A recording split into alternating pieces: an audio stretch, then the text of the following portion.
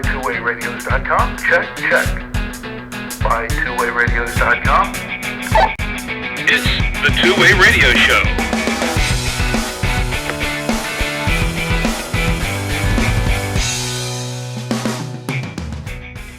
And welcome to the Two-Way Radio Show.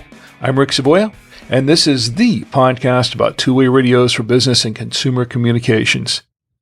Today we'll talk about radios that operate on 900 megahertz frequencies. We'll learn how they work, the pros and cons of using these radios, and who can legally use them. We'll also take some of your questions from our blog and our forum at twowayradioforum.com. Our show is sponsored by TWRS.com, the source of two-way radios and radio accessories for businesses and consumers since 2002. TWRS.com, your radio specialist. Not long ago, we received a comment from someone who said that a certain series of Motorola radios were intended for business use only, and they were not allowed or legal for use by consumers. This was an interesting statement, and one that was not specifically backed up by the manufacturer. Since the radios in question operate on 900 megahertz frequencies, is he correct? To find out, we need to first ask the very basic question about the technology itself.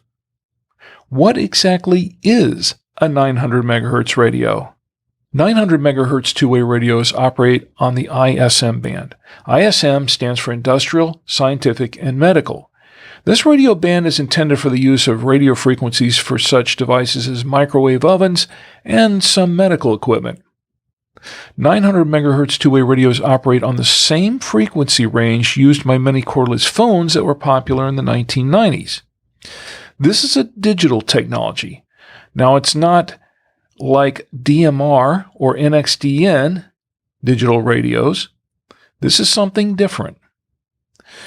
They are often used for short-range business communications. However, they are also often used by some consumers as well. We'll get to the question of consumer use a bit later. First, let's talk about how a 900 megahertz radio works and some of the advantages and disadvantages of using these types of radios. 900 megahertz radios typically use frequency hopping spread spectrum technology. This is also known as fhss. fhss technology uses an algorithm of frequency hopping within the band to communicate, meaning they sort of jump around the band, so to speak, and only other 900 megahertz digital radios using the same algorithm can communicate with them. An example of this is to start a communication on one frequency, then moving it to a different frequency, and moving it maybe several times over on different frequencies within that 900 megahertz band in the same transmission or reception. This can happen very, very quickly. It can happen a number of times within a minute or so. It can happen a number of times within seconds. In any case, this transmission is bouncing around from one frequency to another during the transmission or the reception. This provides a higher level of both privacy and security that you won't find from radios and other services. FHSS technology provides private communications that are free from interference from other operators, for the most part. However, these radios can also be prone to interference from other devices on the ISM band. And other devices on the ISM band can be affected by transmissions from an FHSS radio. These radios can have hundreds, thousands, millions of channels or more. And some models feature the ability to store hundreds of contacts and even call logs to track incoming and outgoing calls. They also allow flexible calling options such as one-to-one private calls and group calls. After all, it is basically a digital radio. Now, there are some advantages and disadvantages to these 900 megahertz radios. Let's go over a few of them right now. Let's list the advantages first. One of the biggest advantages to using a 900 megahertz radio is that no license is required. It's essentially license-free. There are no age restrictions to using these radios. Anyone can use them, young or old. They're freely available for use by anyone of any age. They can be used by consumers and businesses. More channels. That provides for more channels, lots of channels, potentially billions of channels. In fact, there was one company called TriSquare that once offered a model that had up to 10 billion channels. Billion with a B. The range is roughly equal and sometimes potentially greater than their analog equivalents. They're limited to 1 watt. The FCC limits 900 megahertz radios to 1 watt. However, there are a lot of radios in the FRS category, particularly the bubble pack radios, and sometimes even some of the GMRS radios, the lower tier, that are 1 watt or less, and sometimes considerably less. Having said that, the range is still roughly equal and sometimes greater on that 1 watt with a 900 megahertz radio than with the typical bubble pack FRS or GMRS radio. And one of the reasons for this is because of the fact that it has greater penetration. It's able to penetrate steel and concrete a lot more easily than radios on lower frequencies. A lot of the FRS, the GMRS radios, some of those other UHF radios operate, in the 400 megahertz band. This is the 900 megahertz band that we're talking about. Big difference. Also, because it's a digital radio, essentially, it provides digital quality audio, which can be a great advantage over analog radios of that type. The digital quality audio is going to surpass the quality of your typical analog radio. No doubt about that. So you have a lot of advantages there. License-free, no age restrictions, can be used by consumers or businesses, pretty much anyone. Lots and lots of channels available, greater privacy, a lot of features that are found on cell phones and other types of digital radios. And the range can be better than the typical 1 watt analog radio and its digital quality audio. A lot of advantages there. Hard to beat that, right? Well, hold on for just a minute, because it also has its fair of disadvantages as well. Because you're thinking, with all these advantages to this radio, why wouldn't everybody switch to 900 megahertz digital radios? Wait till you hear the disadvantages. There are a few. And the ones that we have on the list here are pretty substantially limiting in some ways. First of all, these are low-power devices. Once again, 1 watt. That's the max from the FCC. So if you're looking to get a radio, say a GMRS radio that's 5 watts, well, you can't go 5 watts with one of these. Or a digital radio, a DMR radio, an NXDN radio that is capable of 5 watts or better. Can't do it. Limited to 1 watt. That's it. Another disadvantage is that this type of radio, being of a very high frequency, is really better suited for indoor use rather than outdoors. Now, once again, because it can penetrate concrete and steel a lot better than some of the radios on the lower frequencies, like in the 400 to 450 megahertz band or the 462 to 467 megahertz band, these radios can penetrate those types of materials, concrete and steel, much better, which means that they can actually potentially have greater coverage inside a building than their analog counterparts. So that's really an advantage. However, it is still better for indoor use than outdoors. When you get outdoors, things change a little bit with that. And you're going to find typically that your GMRS radios or your ham radios operating the 70 centimeter band are probably going to perform much better than that 1 watt radio in 900 megahertz. So there's a bit of a trade-off here. Also, another disadvantage here is that there's no FCC regulatory protection with this band. What that means is there are no guarantees that there will not be interference from other devices.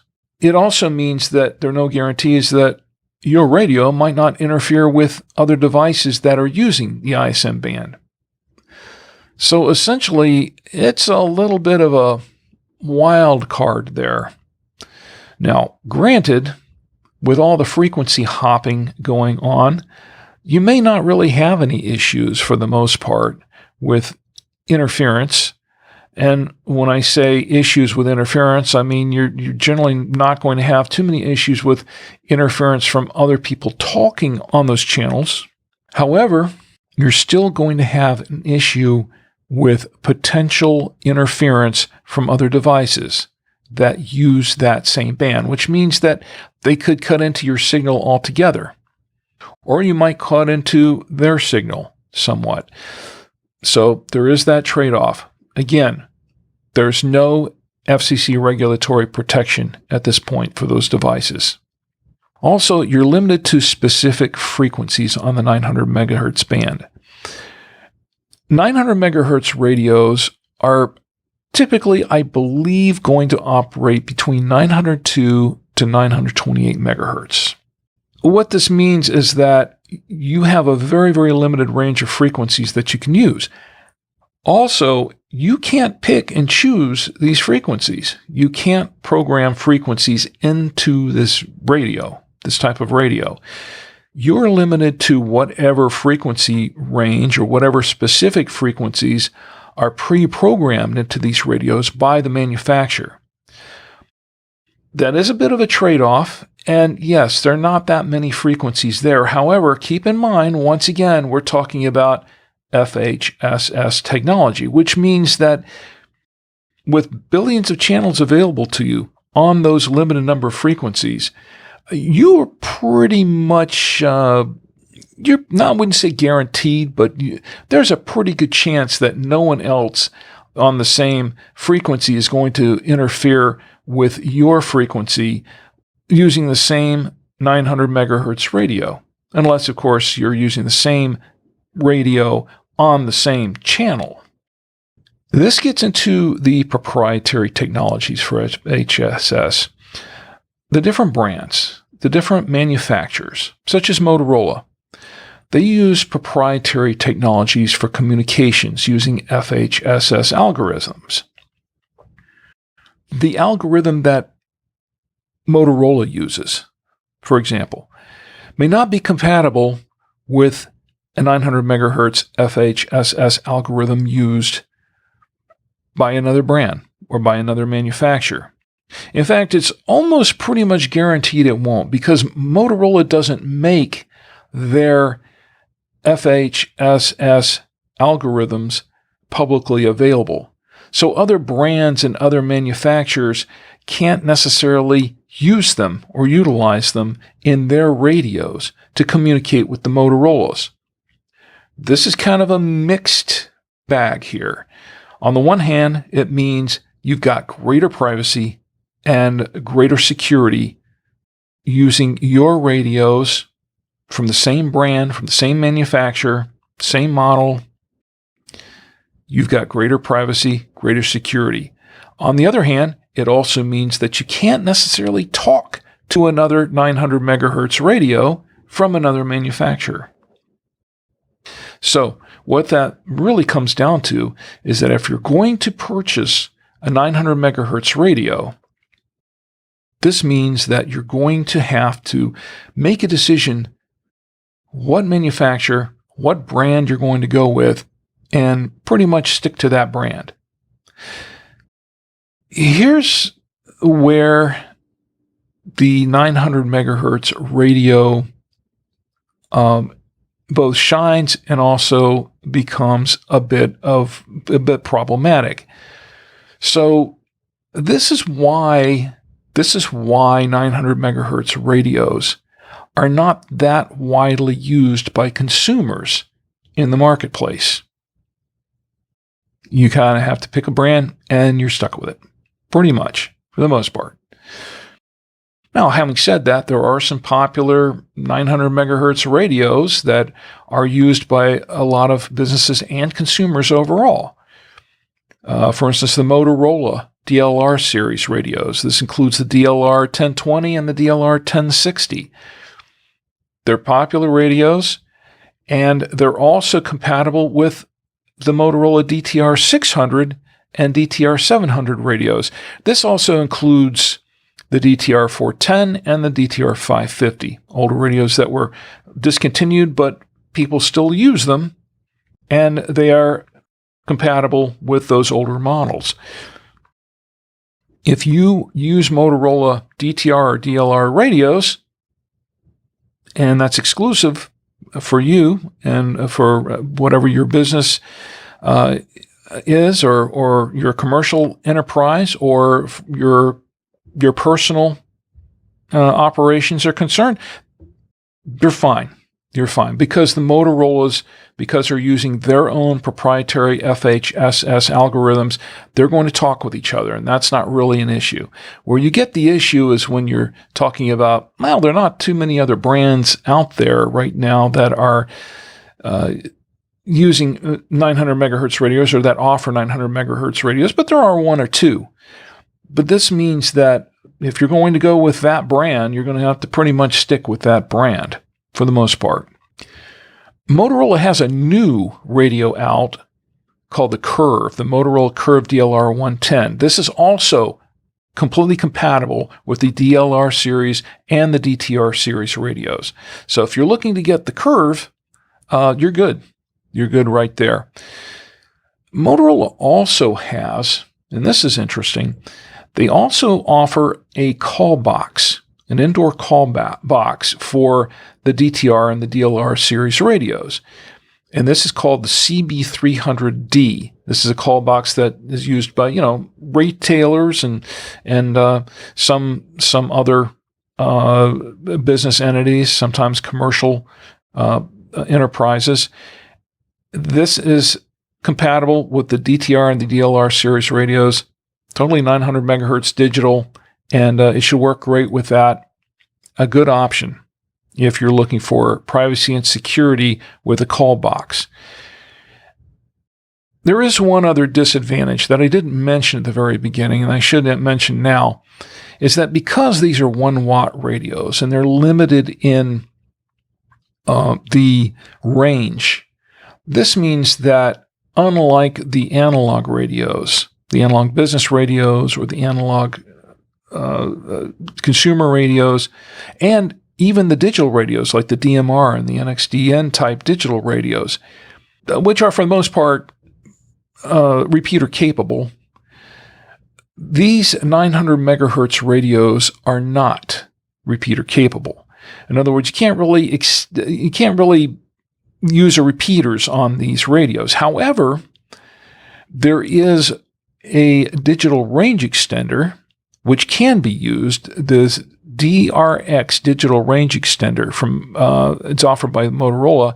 This is compatible with the DLR and the DTR series radios. So while it's not a full-fledged repeater in the sense of what the analog and the digital radios are using out in the field, so to speak, it is a kind of a repeater of sorts. It extends it allows you to extend the range of those series radios, so you can at least expand your coverage area somewhat. There are some limitations to that. There are some advantages and disadvantages to using that type of range extender. And once again, it's exclusive to those Motorola radios. However, it is an option. So having covered the technology itself, what a 900 megahertz radio is, how it works, and the advantages and the disadvantages of using them, now we get back to the question. We come full circle and we ask, can consumers use 900 megahertz radios? Well, we received a comment from someone who said that the Motorola 900 megahertz radios were intended for business use only and were not allowed for use by consumers. And I can understand why they might think that way, because, well, Motorola is aiming those radios specifically at businesses. But while some radios for businesses are not really intended for consumer use, in the case of 900 megahertz radios, this is simply not true. While the Motorola DLR and DTR series radios are aimed at the business and commercial markets, there is no law and there is no rule that they can't be used by the general public. In fact, there is a niche of consumers who do use them for personal applications, and for a myriad of reasons, many of which we mentioned in the advantages earlier in the show.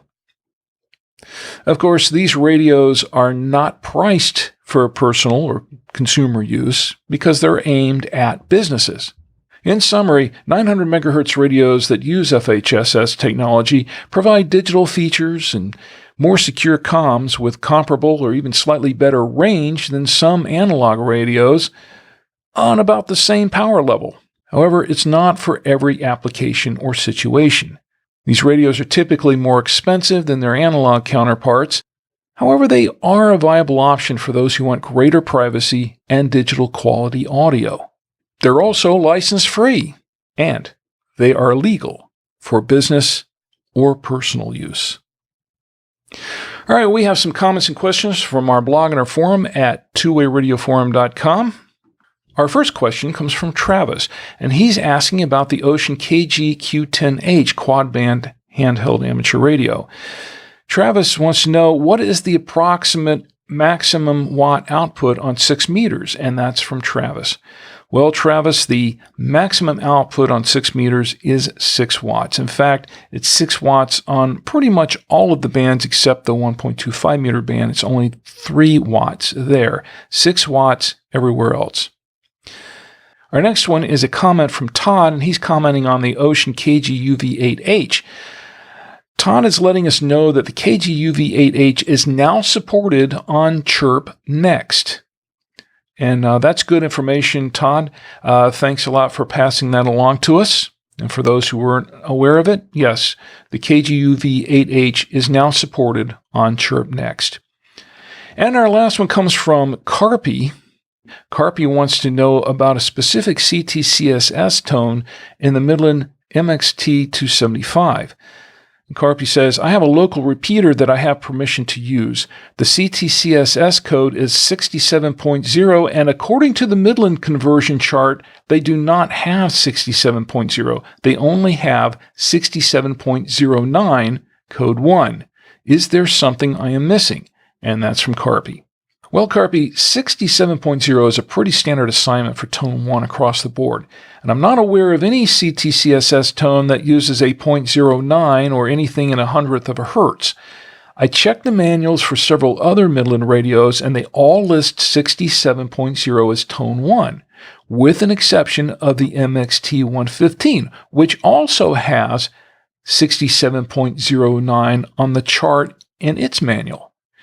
The MXT275 is similar to the MXT115. However, instead of a display in the control panel on the radio, the controls are integrated into the hand microphone.